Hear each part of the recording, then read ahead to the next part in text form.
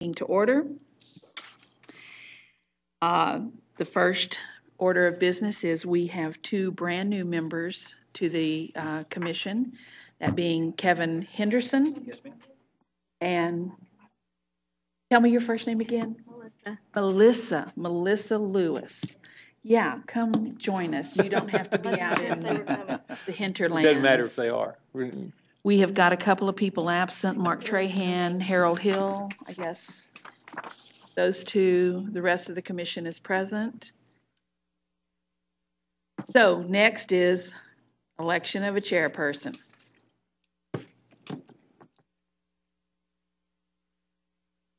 Okay. Ms. Tennyson, we can do this two ways. We can either take nominations from the floor. We do have ballots here if y'all would rather do it that way. It's totally up to the commission. We have no set procedure on there, but if you want to nominate and then just go from there, or if you'd like to do it on a ballot, whichever way is fine with us. What do you guys want to do? Ballots or take nominations? Nominations are fine with me. Yeah, I'm fine with that. Okay, then I'm hearing nominations now. I'd like to nominate Mark since I've been here several years as a member, so. Okay. Hosa? We have Marquina Hosa. Anyone else? Anyone want to nominate themselves? For president, is that what you're? President, yes, chairperson. Chairperson. And we also have to elect a vice chair and then an executive board member, so executive committee member. All right, any more nominations for chairperson? I'll close the nominations. All in favor of Mark as chairperson, say aye. Aye. Aye. All opposed? Congratulations, Mark. I'm at a loss of words. Take over the meeting now. Well, great. Okay. You wasted no time in doing that, did you, Laura? Looks like next agenda item is election of a vice chairperson. Are there any nominations or self-nominations? I would like to nominate Lee Keeling, if he'll accept the nomination. I will. I'm going along with you on that. Definitely second that. Do the ayes have it? I think so. All right. So I turn it over to you now, Lee? Buck stops down the table from me. Right. Item number D, under new business, election of executive committee members. How many members would that be? One. Maybe I could, can I interrupt? Yes, Since I'm not in please charge anymore. Please do. You want to just say like 25 words about what that executive committee person is and does and? It's something in the Parks Commission bylaws that states it's really kind of, I would say, antiquated in a sense, but it allows, if there needs to be business done through the commission, that third person to be there. Very seldom, we have never used it since I've been here, but what we do is when we have an executive meeting to come up to discuss a future agenda or anything to that nature, then we bring those three members on. And so it's kind of a stepping stone type, but it really, there's no real teeth in it, I should say, as far as running a meeting. I mean, I guess it would go down to the third person if that wasn't available, but they mainly just come to the executive committee meetings when we're discussing, budget, or if we're planning something. For instance, we used it when we were going to do a fundraiser or something of that nature. We would use the three members. Does that help explain? All right. Everybody clear on that? I'd like to nominate Gail Repka. I accept that. Second that, yeah. Great. Sounds good. Thank you. Like Gail Repka, our new executive committee member. Thank you, Gail.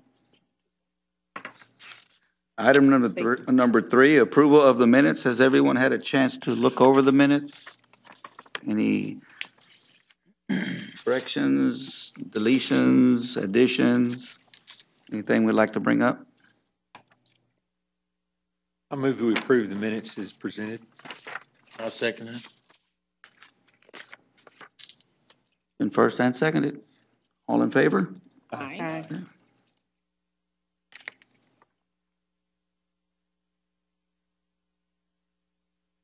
Item number 4, citizens communication. Looking out there, and I think we're pretty much, we can move past that one. Item number 5, this is going over to Kobe. We got items from commissioners. Are there any items anybody like to bring up? That a good time now, Kobe? Yes, sir. Okay, I was approached by Mr. Mumford, Ricky Mumford, the other day. He called me, and he asked if I would make a presentation as far as the need for a track at Martin Luther King Park there, the intersection of Pleasant Green and Callis. He sees that it's a lot of neighborhood residents that walk there, and it's pretty hard on their knees because it's cement, and the ground is unlevel. So he asked if the Parks Commission could foresee maybe building a track that would be easy for the neighborhood folks to be able to walk there in the evenings. It's kind of distance away from Stroman. So he said it don't have to be that expensive. It's just something that is soft and something that's easy for us to be able to walk on the level ground. So that was brought to my attention. I said, sure, I'll bring it up. And he would be here, but he's got another commitment this afternoon. He called just before I left, and he said, Mike, could you make the presentation? I said, sure will, okay, Ricky. So that's what I have. Ready for the other one? Sure. Okay. The other one I was, as you know, I'm involved in sports, and I make most of all the events that deal with basketball and soccer.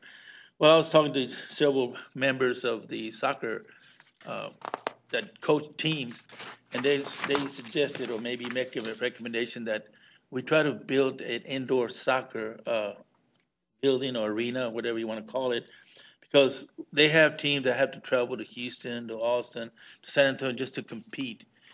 And I've been to some of them, and to me, you can make revenues out of it because charging a membership to belong to the association. Also, you can have tournaments there, 3-on-3, 6-on-6, depends on the size of the building. The ones I've been affiliated with were 6-on-6, and that was in Round Rock, Texas. And then they had a little arena on the side for 3-for-3. And they have a lot of teams. I mean, it's just constantly team after team. And they said that there would be a good facility for them to have something here that way can bring teams from out of town and compete instead of having to go to Houston and Austin. And the fact that it becomes expensive when they want to go every weekend. So that was a suggestion that was made by several of the soccer coaches that I visit with. Put on the They're wanting an indoor indoor soccer. field thing. These indoor, are they climate controlled? Oh, yes, Or is it just, it's climate okay. controlled, yes. What type of flooring? Yeah, wood type of flooring. Wood flooring? No, I think it's more like a turf type. Like, are they typically purpose-built buildings, or are they other buildings that are converted into that use? Ones that you've seen? The one I saw in Round Rock is a constructed building strictly for indoor soccer. That's They really, have a concession, they have a gift shop, they have restrooms and the showers, and then they have the arena for the large teams, and then they have a side arena for the smaller 3-on-3. but one like a converted grocery store or something like that. It was. No, this is a building, but Yeah. again, I mean, if you have a building already built, you can convert. I mean, I don't see any problem with that, as long as it's big enough to hold, sizable playing field. Plus you could do other sports in there, like Yeah, flag yeah. football or disc golf. And also, for example, I noticed this, and bless their heart, I've noticed that during soccer season, it's always cold. I mean, I try to make the soccer games, but God, it's freezing weather. And also, it could probably provide indoor facilities for practice, especially for the high school teams. If I know they practice inside the gym sometimes, but that's during the same time as basketball. So it could be utilized not only by the local teams, but also by school teams. Maybe we can work out with the VISD. Yeah, I was gonna say, have you talked to No, VISD? I Because they've haven't. got lots of buildings and big space that they might partner with, something like that. I mean, partner up with YMCA. I have one thing, just kind of a question. I was going to address it to Colby too, I guess. Colby, you know, we talked about this nonprofit organization that talked about putting together. We created, or we came up with a name, and it was Victoria Parks Coalition. When we went to Secretary of State, they said, well, listen, you can have that name, but you need the permission of Victoria Park, I forgot what it's called, but it's the people that that lease the. Alliance? The Victoria Park Improvement Association. That's what it is, Improvement Association. So we've sent a letter to them asking them if they had a problem with us using Victoria Parks Coalition. We hadn't heard back. Jamie had some contact with them, but kind of sporadic. And I wondered if you might know of someone there that we could speak to directly and see what they thought about that. I believe it. I can get you in touch with their president, and it may be that I'm wanting to say they have their meetings the first Monday of the month. Is that, you remember? First Monday of each month, they have their board meeting down at the golf course, and it normally starts around 7:30. I'll email you, and I can get you the contact information. That's easy. Thank you. I don't want to name drop, but what is the name of the president group? You recall? On the tip of my tongue, I knew you were going to ask me that. It's Ken. John, do you remember that? I'd have to get back to you. Okay, Mark. I'm sorry about that. It's on the. As soon as we get done from here, I'll remember it. Of course. Yeah. All right. I think the letter I'd sent was to someone who's no longer affiliated with it actively. So I'm Viola, one of our previous commissioners, is a board member on there as well, so we might be able to work. Okay. I can get you. It's easy. okay. No problem. Right. It won't take me first thing in the morning. I can find it. Perfect. Any other items from commissioners? I have some items, okay. I frequent Grover's Bend a lot and Pebble Beach mainly, and lots of people that I've run into down there are always requesting some more trash cans. I know that there was a trash can at the end of the trail, but I think it got washed away in the last river rising.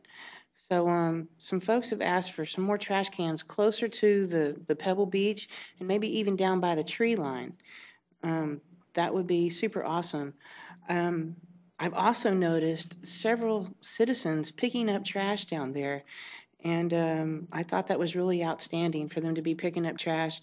And I even talked to some of them, and they said that they don't only pick up trash down there at Pebble Beach, but they also do the whole park, walking with a little grabber and a 5-gallon bucket for exercise. So I just wanted to commend some of these people for doing that. That's really We would awesome. encourage everyone to do that. Also, I wanted to commend the parks on the creation of the 9-hole disc golf course in Fox's Bend. It's really outstanding, and the locals and even out-of-towners are playing it on a regular basis. So they're real excited to see that course finished at some point. So we're looking forward to that. I had one more question. Something that Danielle and I talked about before, or she shared when we were initially meeting to create the dog park. We talked about you were maybe working on a project to create another boat ramp by for a kayaking in or out by the pump house. Is that something that still might be in the works, or? I think that is a long range vision in a sense. It's not anything that is in the immediate plans. There are grants out there to do boat ramps and stuff to that nature through Parks and Wildlife, but it's not in our foreseeable near future. And so I mean it's on our radar, but it's a ways out. I have some more questions. When will the parks meet again? When will the parks master plan be revisited? How often is that plan revisited, and so we can add stuff onto it, and just to get items on the actual plan, master plan? Caught me on that. I don't want to quote these dates for exact sure, but I believe that plan has to be updated every 5 years, and then a total redo every 10. But please don't hold me to those dates, because I'd have to go back and look without being prepared for that question. I don't know exactly the dates, but my mind's recalling that, but I'm not 100% sure if that's the time. Are we about 2 years out from the last master plan? I think we're about three and a half. We had one in place when I came on, and I've been here 4 years, so Okay, so we might we're be. close into that, but I don't know if it's 5 years or I'd have to go back and look. I don't. Sorry, I'm not prepared to answer that question just That's yet. okay. You know, before I became a commissioner, I went to a public meeting y'all had. It was like a work session down at Main Street facility, and it was just outstanding. It was one of the meetings that made me want to become a commissioner because everyone was like working together collaboratively, and I was wondering, is this commission going to have work sessions like that for projects, or? We can have work sessions at any moment. I mean, that work session there was based on for Grover's Bend, or for Riverside Park, to develop a plan for that facility. The mayor has requested that any meeting that the Parks Commission have be televised, and so that's why we bring these meetings here. But we can do a work session at this facility at any time that is needed, if we have a project that's going on. And so it's just, there hasn't been anything at that since then that has needed that group, a work session group together. And I have another question. This might help some of the new commissioners coming on. Just to clarify, what is the role of a Parks Commissioner? What is our job? What's the role of a commissioner and the Parks Commission itself? The role of the commission, in just a short, brief statement, is to hear things from citizens that are out there, to be that extra set of eyes and ears in the community. Really, the main objective of that commission is when we start working on master plan, when we start getting into those big picture items, and so my interpretation of the commission is that, up in the air, looking down and looking at all the different areas of the park and where we're going in the next 5, 10, 15 years, similar to what was done. I know it didn't turn out exactly, but before I got here, we were looking at the plan for the water park, potential water park. Those are the types of things that a Parks Commission's for, by all means, and being able to have that direct access to, if there is an issue, coming to me and saying, hey, here's some things that we're hearing from the community that we'd like to see. That doesn't mean that it's going to happen the next day or whatever, and that may be, a walking trail at that MLK Park is a thing that may not be something that happens in the next 2 years, but it puts it into a radar of, okay, this is what citizens are requesting, and now when we start building the budgets and we start looking at long-range plans, that's where that input from the citizens to the commissions helps myself and city staff develop a budget and develop where we're going with on a year-to-year basis. Does that make sense? Or does that help? Okay. And for proper procedures of making recommendations, do we just contact you, or?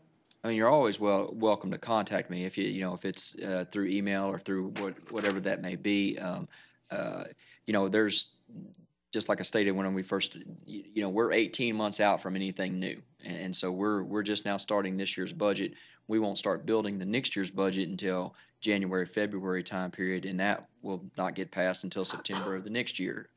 And so we're a ways out on those projects. And when you start talking larger projects, that's money. It needs to say, okay, are we fitting into, whether that's the master plan of the total parks, are we fitting into the plan that we put together for Riverside Park, because that's where we're going to draw when we start building the budget. And when I start looking at projects that we're going to be doing, I pull those documents in to look at where we're at, what we're going through. It's a document that we use internally to decide, okay, what have we done, for instance, at Riverside. You're going to see in the project, in the presentation here, several projects that are at Riverside, and there was a laundry list of projects that the commission wanted to look at with that plan, and so that's where I start looking to when we start building budgets, and so does that answer your question?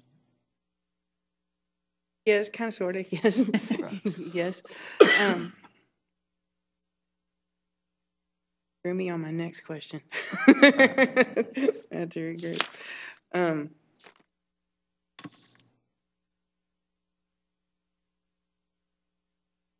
Something else I have written down here is when I first came on as a Parks Commissioner, we talked about doing a field trip with all the commissioners to visit the parks. I myself haven't been to all the parks, I'm ashamed to say, but I do frequent, many of them. But is that something that we still might be able to do, is have a field trip with the commissioners so that we could visit the parks? Yes and no, in a sense. I think I'd have to look back as far as this is an open meeting that is available for all the public, and so I'd have to look at how the logistics of that would work. I know that we can adjourn from here and just go and meet somewhere that we've done before, but I would have to look at what that is as far as if we're going to be conducting business or talking about each individual one of those parks, what that is, and so I'll have to get back to you on that question. Okay. It was just something that sounded like a good idea.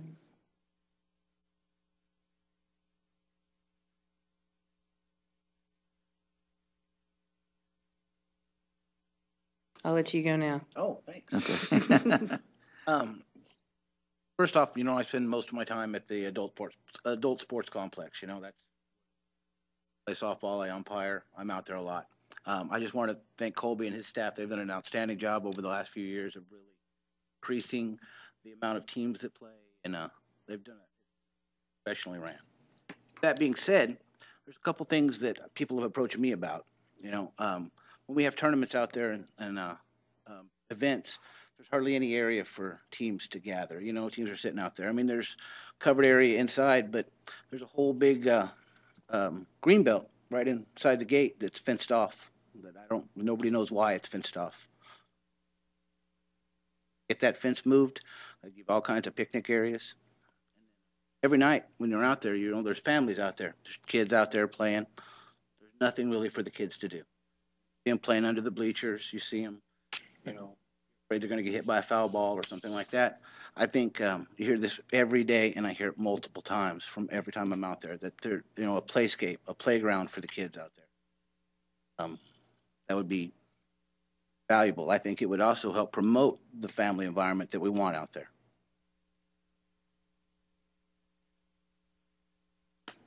Another thing that we ask about, that people ask me about and stuff, is the bathrooms. I mean, they work. That's about all you can really say for them. They're hot in the summertime, cold in the wintertime. Is there any way to make any kind of improvements to get those climate controlled? Stick a window unit in them, something, so you can close the door. I mean, I don't know what that is, but it's when they're in a tournament on a Saturday in August, and you don't want to go in there. Yeah. Just a few things that people have talked to me about. But the main thing is a picnic area, a team area right inside the fence. And I think that would be really easily achievable. And nobody really ever understood why that fence was put up there in the first place. I know that was probably before your time, but Sure. Who knows why it's there. Are you talking about the fence at the entrance from the community center parking lot? Yeah, from the community center parking lot, when you walk up across the bridge and you're walking up into the facility, there's Right. a fence right there, 4-foot high chain link fence that covers that whole greenbelt area. It needs to be moved up next to the sidewalk. Move it along. I know there's a big ditch there, turn the fence. So if that's what you're worried about is the ditch, block off the ditch or something like that. But, you can go out there any Saturday when there's a tournament and you'll see all the teams have their little canopy set up against the fence in the parking lot because there's no place else to set up.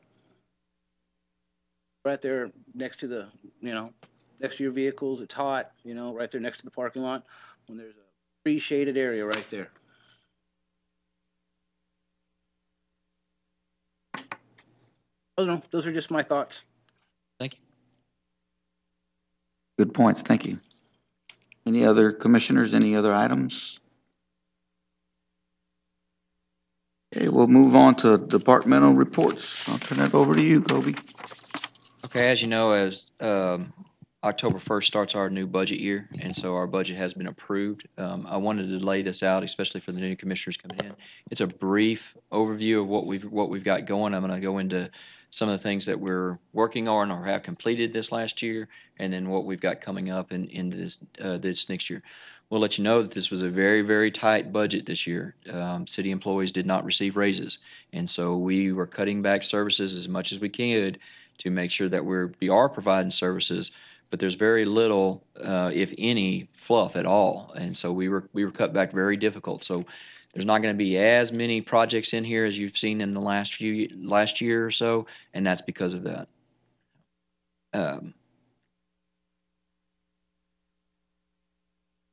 Just a real quick, our organizational chart. We have 46 employees, a total of 39 in Parks and Rec Department and 7 at the community center. And that goes kind of just a brief overview of our organizational chart. And please feel free to stop me at any point during the presentation if you have any questions. Here's a list of our facilities, our 2 splash pads that we have online now, and the different parks that we have throughout the city.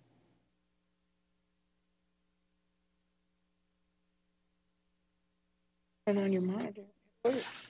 Here's some of the, yes, you can turn your mic, you can turn your screen on and it will have this presentation on it.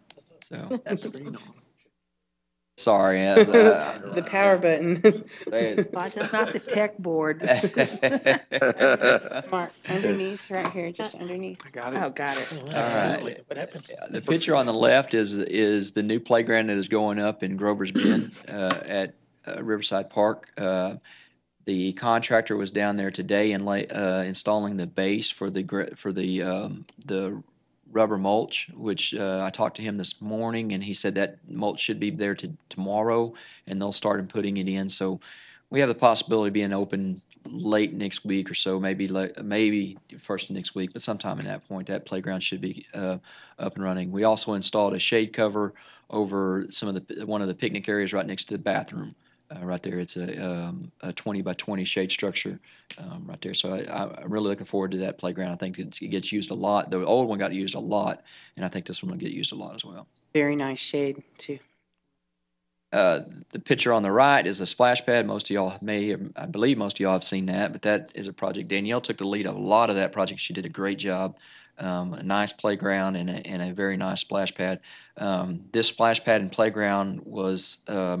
we just got back from a national conference in St. Louis, and it was being used as a showcase for the vendor was showing this playground and how it was designed from the process to all the reps that were in the not only U.S. but Canada that were down there for their playground reps. They were showing this how it was designed, how it was built. It's been in a couple of magazines that we've had, and so we're really excited about it. It's top notch. And it's getting this will be the last week. It closed today.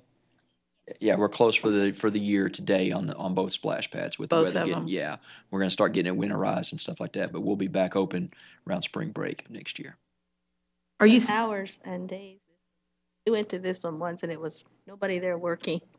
There will not be anybody there working. It is an automated system. There are 2 buttons on poles that are on the outside. If you push that button, it will turn itself on.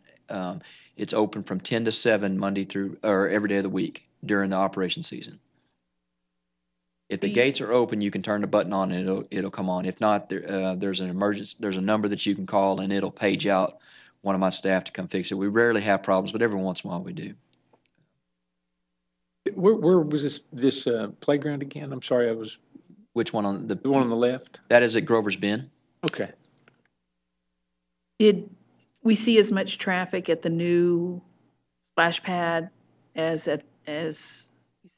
seen at the old one, the you original probably one? doubled or tripled it.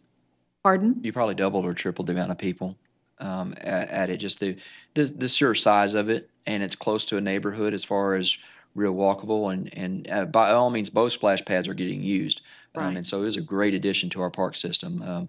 We had 3 or 4 movies out there that we had our movie screen up, and we had the playground going, the splash pad going, a movie going, and just the parents loved it because they could sit down and watch a movie, and their kids were right around there all close, and it was a great family event.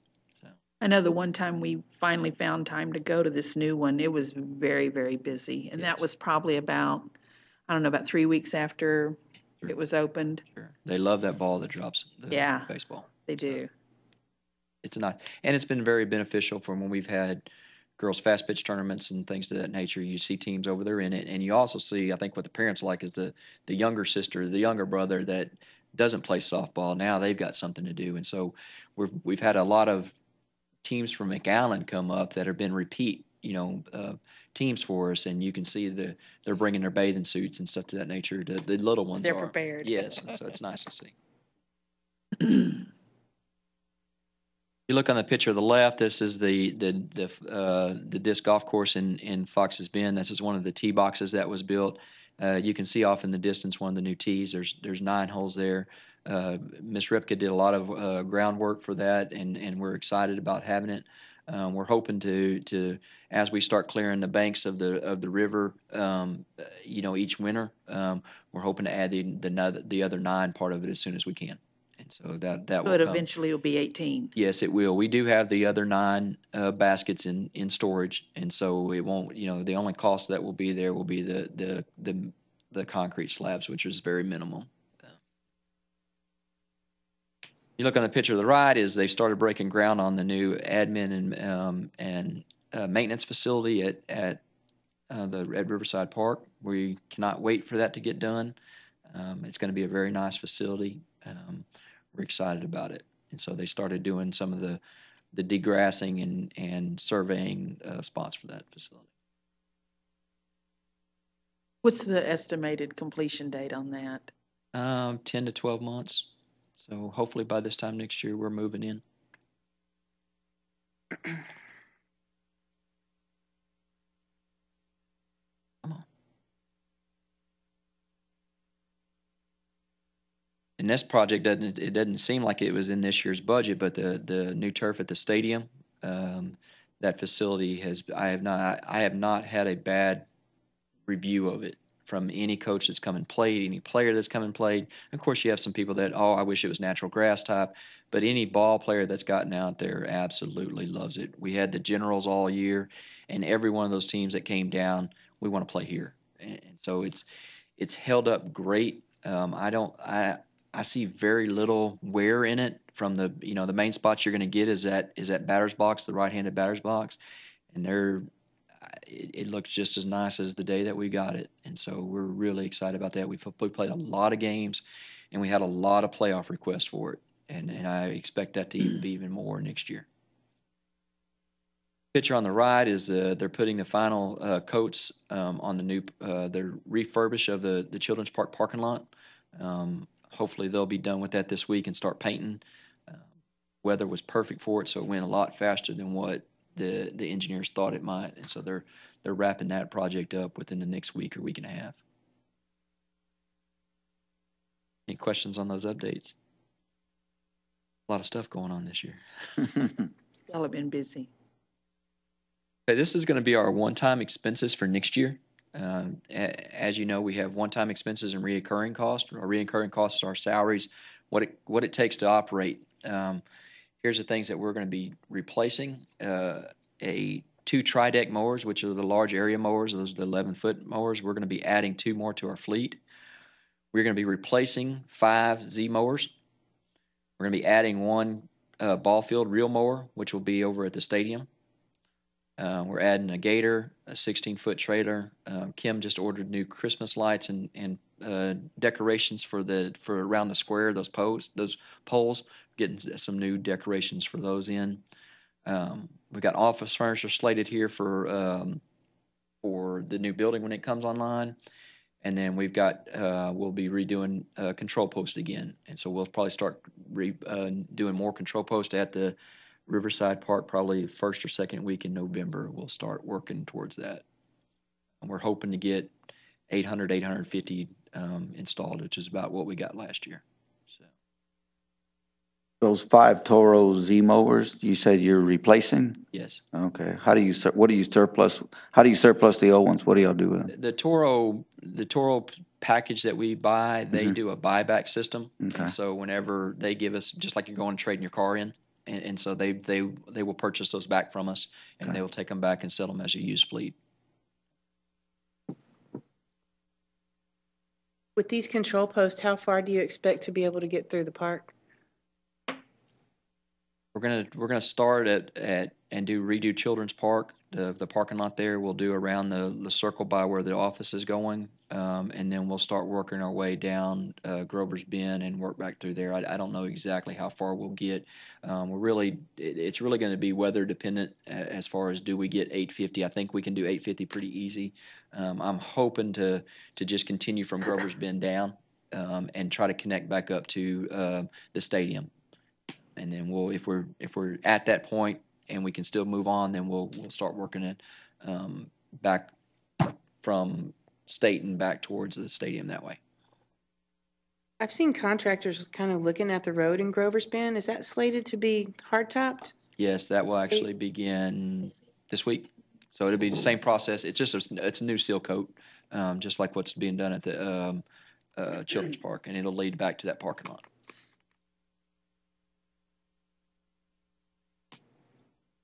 Any questions on this? Is just for your knowledge. What I've done is every 3 years I've tried to set the city up on a every third year will be an equipment replacement year.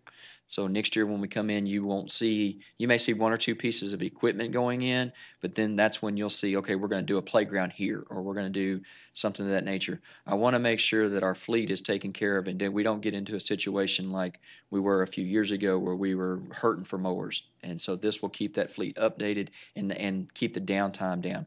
We're hitting that third year, finishing up our third year on those mowers, and they're starting to see it, as far as what the wear and tear of them are.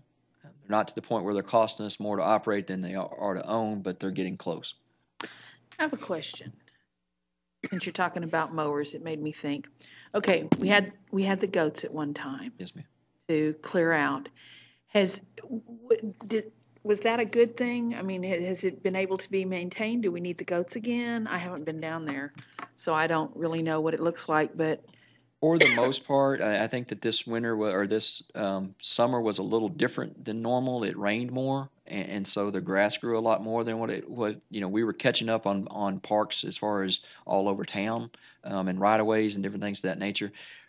When we put the test as far as what manpower could do versus what the goats were there and what that cost was, the goats took a week to do an acre, and it took us an hour and a half, and so. I think if we have a mild or a cool winter where the grass stops growing, where my crews can get down, you're going to see a lot of improvements through that entire area. That with the machinery we can get through, and you can make a large noticeable impact quicker. Okay, just wondering. Are there any plans for that Grover's Bend area from like the back parking lot to the beach or the sand area?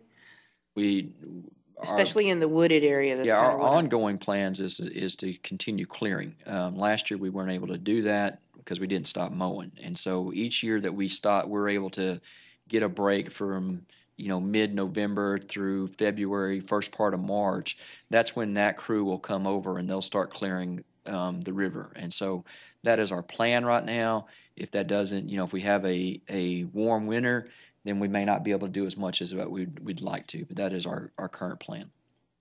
That wooded area looks like a great place for lots of picnic tables, almost like a river walk or something like that. So you have places to put your drinks and towels while you go down to the river and play. Sure. So. We just have to be careful because that is one spot that floods, and it floods fast. And so, it's the labor of going and getting all that stuff and putting it back and those things. So we have to be careful of what we make sure that we have down there. No, it's going to be a hard area to maintain, huh? Because it's always has the possibility to maintaining part of it as far as getting it as a natural area that is mowed and things of that nature won't be as difficult. It's do I put infrastructure down there that another park needs if I know that this part's gonna flood? And so I want to make sure that anything that I do down there is used by the citizens, but is used in a way that protects the investment of the city. Makes sense? Yes. Would it be possible to put barbecue tables down there? Because I've seen some in other areas of the park where there's a slab and a big cement table, and over time with the flooding, like the cement sinks, so the whole thing was removed. Is it possible to have something like that in an area that is prone to flooding? It's possible. You just have to make sure you got to weigh like I said, you have to weigh the investment of putting that at that location where that infrastructure at some point is going to get taken away from you, or do I put it in another spot where I'm not as prone to do that? And so, with me being here for 3 years, we've had 3 floods that have gone up to that level that have, we've had to close the park. Maybe actually 4 floods that have done that have damaged, that could have done damage to those areas. And so that's where we've got to be careful on that investment. Any questions?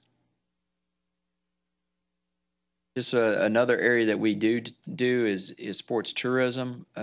This past year, any tournament that we run, we give out cards. We use money from Hot Funds, hotel and motel money, and they to promote sports tourism. And so, anytime that we run an event or help sponsor an event, we do cards that ask the coach, okay, where did you guys come from? What city you from, name, email, address, that kind of stuff. What hotel rooms did you stay in?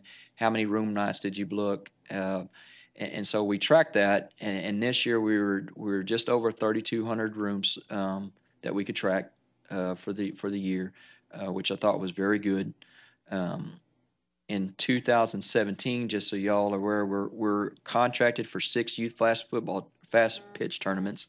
And we will hopefully be contracted for 8 youth baseball tournaments, and that contract neither one of those contracts have been signed, but they should be relatively quickly.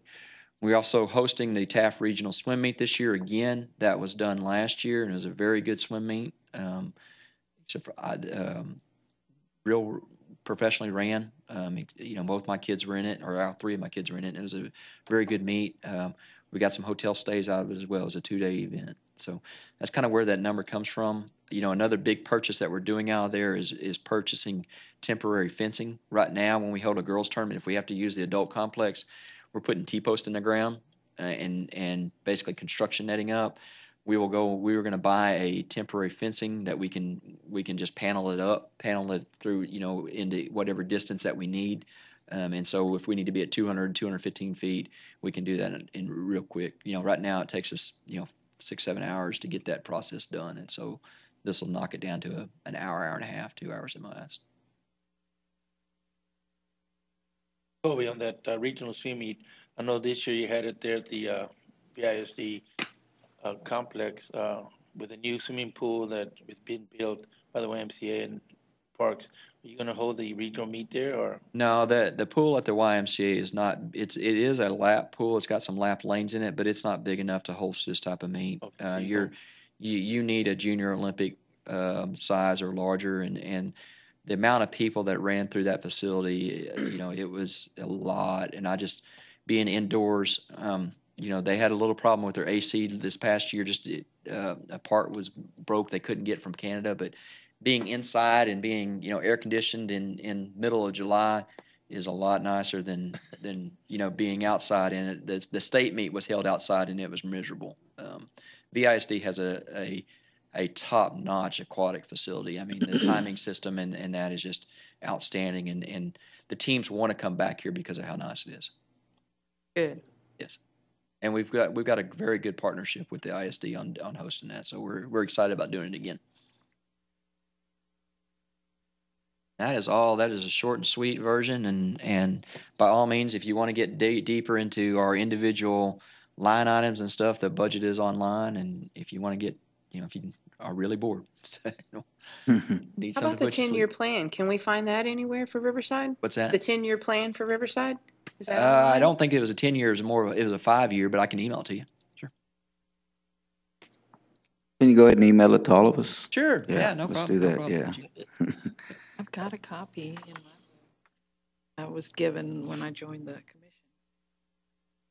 Let's go back briefly real quick to the to Riverside Baseball Park.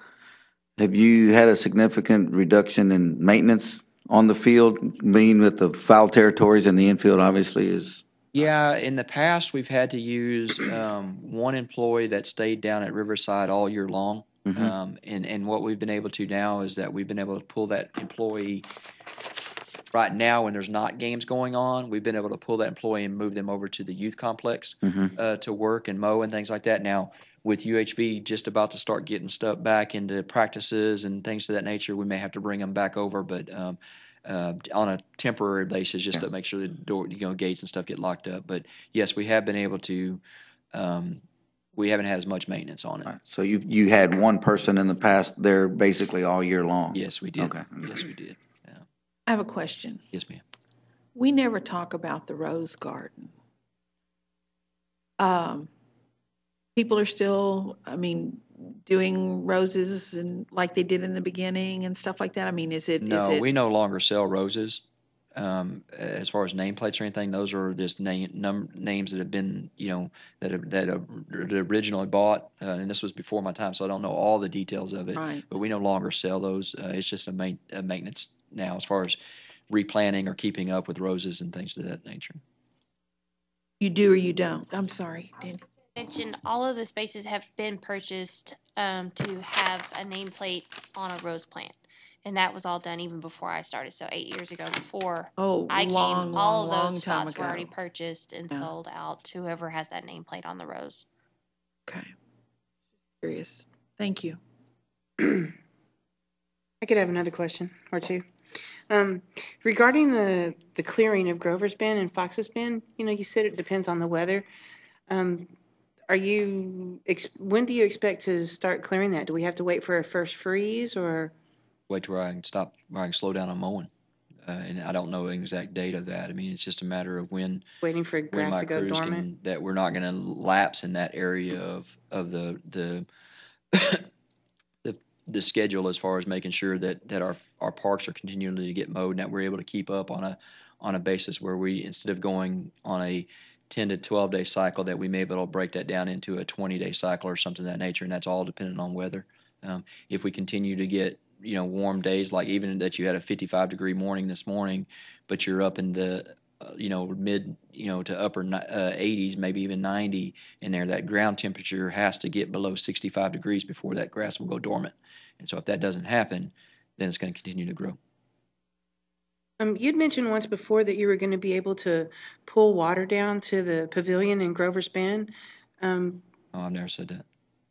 We wouldn't do that because of the infrastructure of the with it being flooded. I think that was. Said you were going to be able to take it down at least to the pavilion to have a water source because you were renting that facility. No, ma'am. I'm sorry that I have not. Oh. Okay. I could have swore that you said that you were going to be able to take water down there. So it was going to be a welcome addition. No, ma'am, I didn't. Still real hard to find running water in Riverside Park, other than the Lions Club, which has like 3 faucets, so Right. in the bathrooms.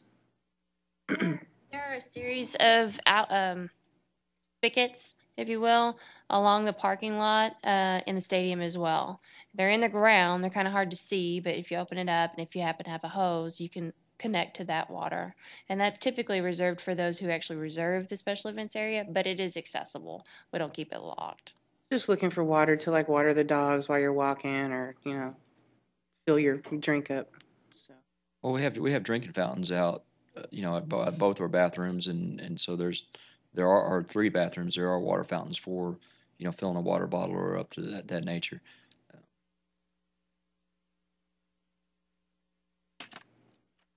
All right.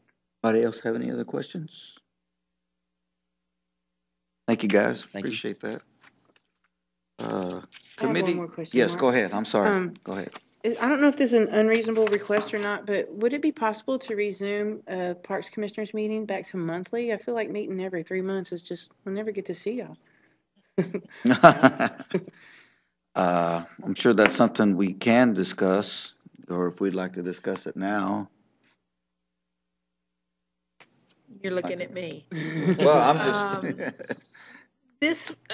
All I'm going to say about it is that we had a series of meetings where we really didn't have anything more than just Colby reciting, that they mowed this park and they mowed that park, and it's stuff that really didn't warrant gathering everyone up for a meeting, and we felt like it was a better use of everyone's time, because that kind of happened when I became the chairman, roughly in that point of time. I have no objection to meeting monthly, but frankly, I would just as soon, have some substance to the meeting. Tonight we had business to conduct. I don't know if somebody felt like they had business to conduct. Would it be safe to say that you would take it under consideration and we wouldn't necessarily? And I don't think we're on a strict quarterly meeting schedule either. It was kind of like as we needed. If we needed to meet 7 times a year, we met 7 times a year. If we didn't, we met 4 times a year kind of thing. And when we decided to go to, quarterly, it was mentioned the fact that if we need to have a call meeting, we would just have to contact Kobe and Kobe would set up the meeting monthly. But, like she was saying, yeah, it was just coming here and just a repetition thing, nothing on the agenda. And this is why we went to quarterly. But it was stipulated that if need to, we could have a meeting. So if you, be an executive, if you feel like you got just call Kobe. And I'm sure Kobe will make an arrangement for us to meet. But I do agree with you, that, like, if you happen to miss a meeting, then you're basically missing out on 6 months of, downtime there, so. I got to catch it on On YouTube. TV. But I don't know. I felt at the time that it was, a more efficient use of all of our time. Since there's no projects that we're working on or something like that. And that's maybe something we can revisit that Right. and maybe consider maybe every other month or. Okay, I'm good with that. And we historically didn't meet in the summer anyway. You had a meeting off in July and you had a meeting off in December, prior until before we changed. Right. December's the parade and July is just too hot. Lee, do we want to extend an invitation to anybody that wants to get involved with the dog park efforts? Sure, I mean, we can do that. I think once we get the thing formed, there'll be, I think, plenty of opportunity for people to get involved in that. We'll have board positions open and lots of volunteer positions open. I have a young lady that's interested in helping out with the plan for the dog park.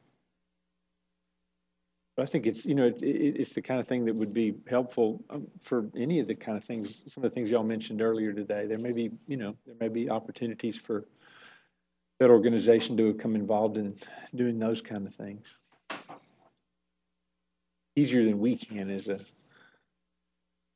charter commission. So you have a nonprofit you can work through to raise funds for your soccer field.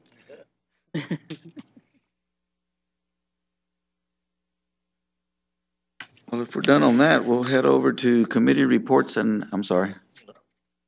Danielle had 2 announcements of upcoming events. Okay. I'm sorry, Danielle, go ahead. That's okay. October 20th, we have our final street dance of the year. It's going to be a KISS tribute band, and the event starts at 7:30 on October 20th at DeLeon Plaza. Really excited about that. And then we are accepting parade float entries. So if anybody that wants to put in a parade float, they have to do so. They can print off the application on our website, victoriatx.org, and click on the Parks and Rec page. And they have to submit it by November 1st. November 1st is the deadline for all parade entries. Is it And free? the parade, It is free. and the parade is the 3rd of December? Yes, ma'am. It is always the first Saturday of December. Starts at 6 o'clock sharp.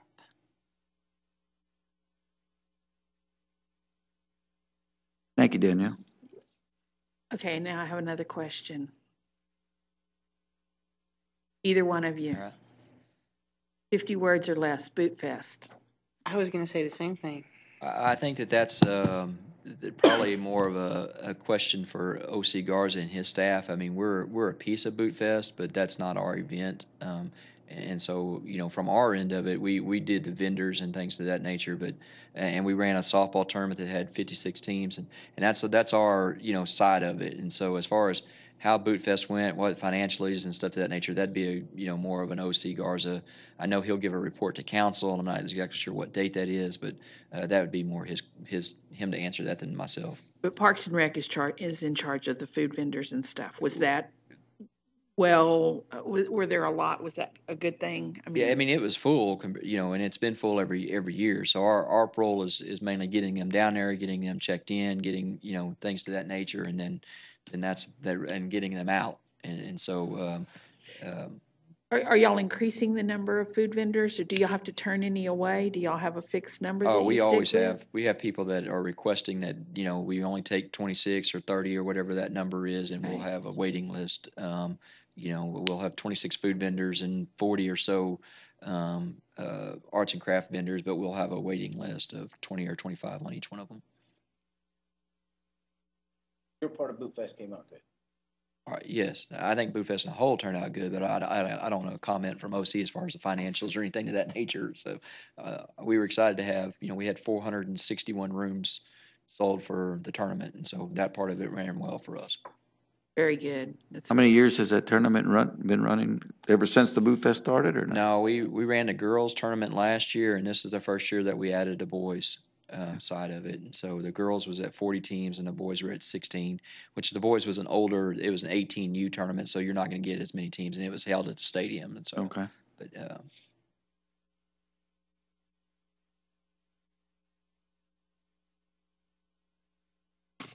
Guess we'll move over to the committee reports and actions. Are there any committees right now? Or anything to report from those committees? Item number 8, work session. Do we have anything on table for, okay, we'll table that. And the last thing I've got is an adjournment. Move that we adjourn. I second that. Thank you very, very much, and we'll see you next time. 2 months. Thank you, Mark.